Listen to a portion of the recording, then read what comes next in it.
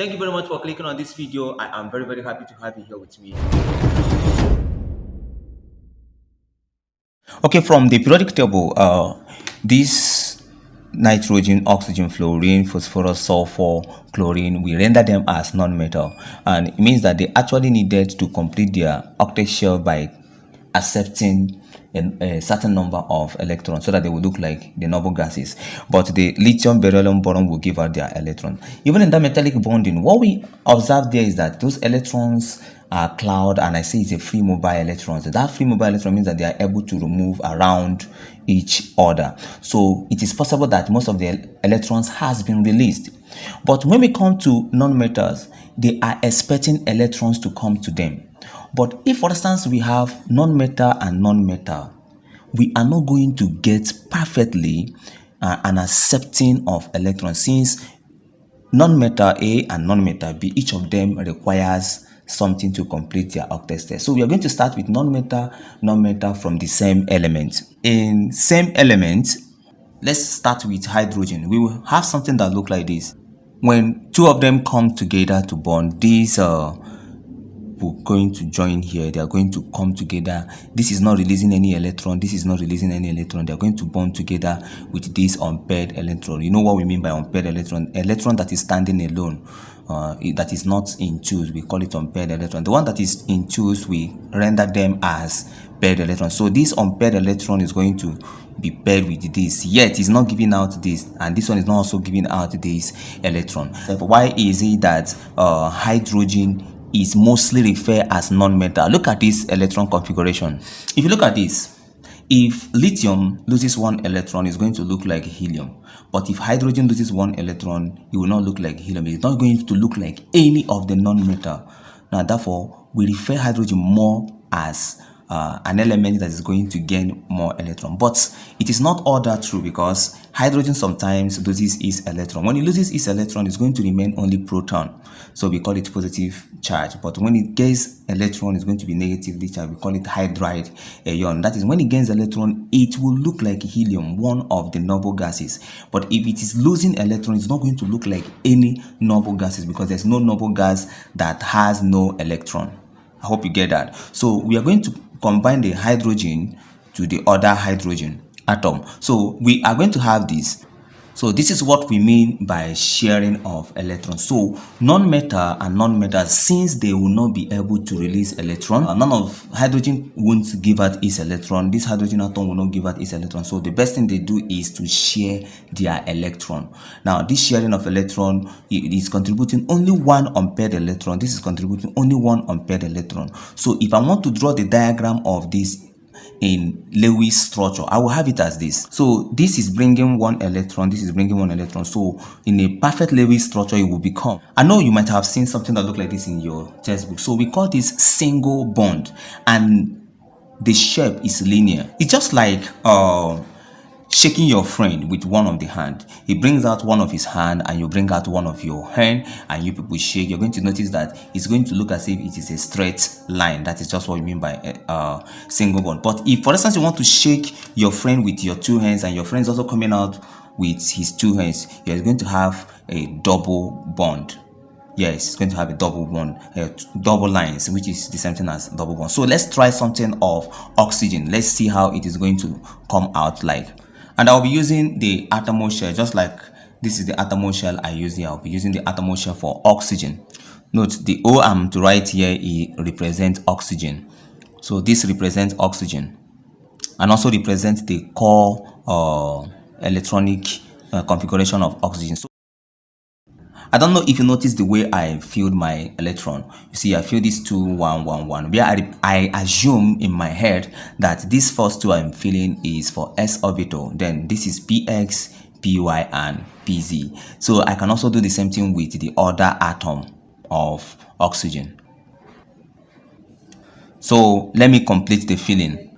So here we are having one unpaired electron here, one unpaired electron here, one unpaired electron here, one unpaired electron here. So this is going to bond with this is going to bond with this, but this place only have one unpaired electron, so we have only single bond. So since we are having one here, one is going to look as if when you are bringing out your two hands to shake your friend who is also bringing out his two hands. If you look over here, we notice that this is bringing one unpaired electron, this is bringing one unpaired electron. So we are going to do the same thing here.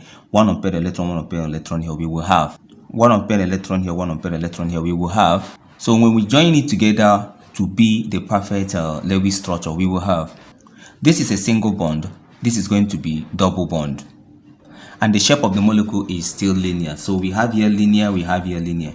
Let's try that of nitrogen. So I'm using this to represent my electrons.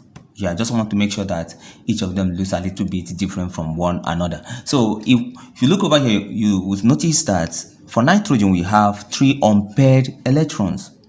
1 2 3, 1 2 3. This is what we call lone pair, just as what we saw here, or what we are seeing here is lone pair. Then this one is unpaired electron, but this one that they are bonded with, we call it bond paired electron. But this is unpaired electron, lone paired electron, but this one is bond paired electron. So the result of this will look like this, which further will look like, so if you're using the complete Lewis structure, it will become, this is a triple bond. So in same element, for non-metal to non-metal, you see that we are sharing electrons.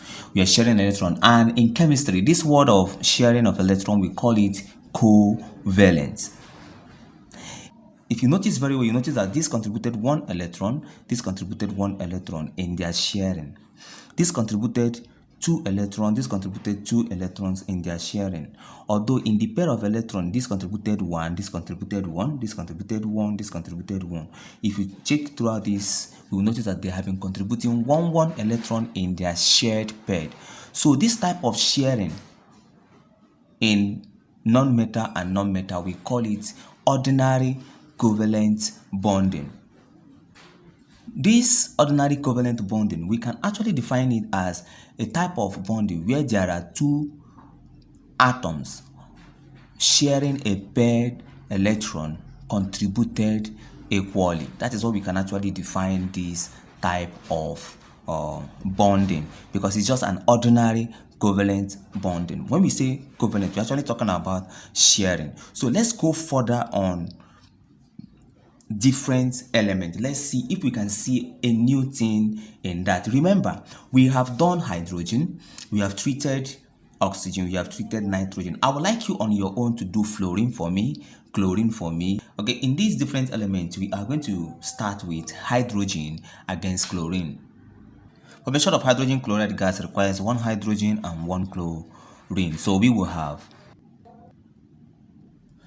this requires 1 to complete its octet state, and if this gives out its electron, it is going to be disaster for hydrogen because it's not going to look like any of the noble gases.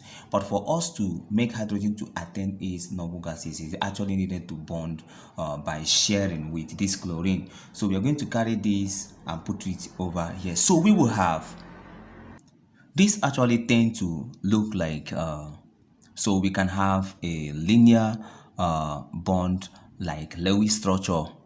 Here we have a single bond.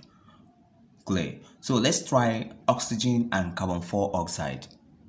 I know you may be thinking that I actually have changed my pattern, that I normally feel 1 2 1 2 3. Here I'm feeling 1 2 3 4. It is just because this is found in group 4. It is only group 4 element that I do like this 1 2 3 4. But in the other groups I do 1 2 3 4 5. I hope you get me. This is because for carbon we have what we call excited state of carbon, and it is the excited state of carbon that actually combine with other atoms. So because of that, I always follow this 1 2 3 4 rather than 1 2 3 4 5. I hope you get me on that. So when these bond together, this requires 1 electron, this requires 1 electron, this requires 1 electron. That's it. This is requiring for 4 electrons, but this one is requiring for 2 more electrons. So to balance this, we need to have this in 2 ways. So we are using times 2 for this. That is, I'm bringing this oxygen in 2 ways. Okay, so the result will become, This is how it's going to look like. So we are going to have a line that look like this in this form, which will yield, so we are having double bond here. So, and if you look at it, it's also linear. In formation of ammonia, we are having one atom of nitrogen and 3 atoms of hydrogen. So we are going to combine the 3 to see how it will look like. I hope you still remember how I used to fill my electron. If it is for carbon, I will just fill 1, 2, 3, 4 before coming over again. But because it is nitrogen, I'm filling it to 1, 2, 3, 4, 5. So this is going to bond with this is going to bond with this is going to bond with this. So we will have, so we can trace this with Lewis structure to have, this is all single bond. All this one we have done as simple example of ordinary covalent compound, and the properties of this compound will be they will have low melting point, there will be more of covalent molecules, and they will be mostly soluble in non-polar solvents. And if for instance we check the electronegativity difference of them and it is below 5, we will say they are non-polar covalent compound. If it is above 5, we can actually render them as polar covalent compound. So for this is hydrogen against nitrogen. Let's bring in the electronegative values to see if we can render ammonia as non-polar or polar covalent compound. 3.04 minus 2.2 will give us approximately 0.9 something. So ammonia can be rendered as a polar covalent bond. Hope you get that. So they are mostly soluble in non-polar solvents like benzene, toluene, ethanol, carbon 4 sulfide. They can be soluble in those things. Hope you get that. That are the properties of the compounds that are going to be formed from covalent bonding. That is ordinary covalent bonding, because in ordinary covalent bonding, 2 atoms are sharing a pair of electrons contributed equally. What I mean here is that one of the atom will contribute 1 unpaired electron and the other will contribute 1 unpaired electron, and they will share it together as a pair of electron. Now, what about the lone pair electron? Does it mean that the lone pair electron cannot be used for bonding? Yes, it can be used for bonding, and it can also actually be used as a covalent bonding, but this is a special sharing whereby 2 atoms are sharing a pair of electrons contributed by only one of the atom. We call it coordinate covalent bonding, or we can even refer it as dative bonding. Example of that can be seen in formation of hydrozonium ion. We can see it in hydrozonium ion, we can see it in carbon 2 oxide, we can see it in ammonium ion, and we can also see it in aluminum chloride. Let's look just one of them, formation of hydrozonium. Formation of hydrozonium. For me to form hydrozonium, I need to first of all form water. The shape of water can be non-linear. We can say it is bent. Some people can tell it is angular, and some people can even tell you it's V-shape. So for us to form hydrozonium ion here, we are going to bring hydrogen that have already lost 1 electron before coming to bond with the water. So when this lost 1 electron, it's going to be only a circle, and this circle is going to bond with any of these lone pair electrons. So we have something in this nature. If you look at this, notice that we have 2 blacks here, 1 red, 1 black, 1 red, 1 black, to distinguish between hydrogen and oxygen electrons. So but here we are seeing that these blacks are for oxygen electrons, and it's being contributed by only the oxygen. Since it is only the oxygen that contributed these electrons, we call it coordinate covalent bonding. Here, these 2 electrons were actually the lone pair electrons. So it is actually used in the bonding in this place. So I would like you to do ammonium for me and try demonstrate how aluminum chloride is a coordinate bonding rather than electrovalent bonding.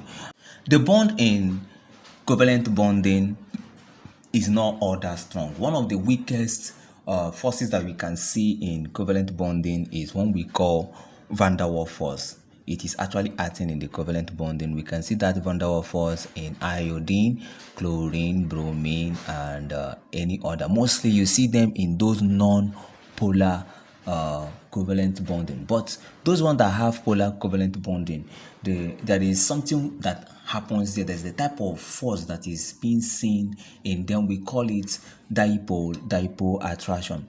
Here we are trying to look at the electronegative difference between the two elements. For instance, if we have hydrogen here 2.2 bonding with chlorine 3.16, the electronegative difference is going to be a little bit high, at least more than 0.5. So we are going to render hydrogen chloride as a polar covalent compound.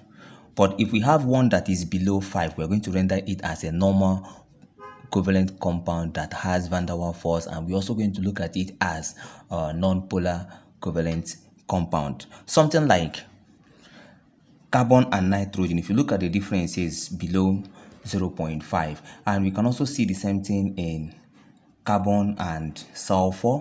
You can see the same thing in carbon and sulfur, and we can see very close things in carbon against chlorine. The value is just a little above 0.5, so we still see it as a non-polar solvent. I hope you get that. But when we have a dipole attraction, where it is existing between hydrogen against nitrogen, oxygen, or fluorine in a compound, that is hydrogen against nitrogen, or hydrogen against oxygen, or hydrogen against fluorine in a compound, we call this dipole attraction as hydrogen bonding. Listen, when we say dipole, it means that one of the electronegativity is able to draw electron to itself more than the other. So that one that is able to draw electron to the itself more than the other, we render that one as partially negative pole. Then the one that the electron is running away from or is not able to draw the electron like the other, we render that as a partial positive pole. That is actually what we mean by dipole attraction. So from this dipole attraction, we are going to have one of them that is very, very strong, called hydrogen bonding. In this hydrogen bonding is a dipole attraction that occur in a covalent compound between hydrogen and a highly electronegative element that has small atomic size.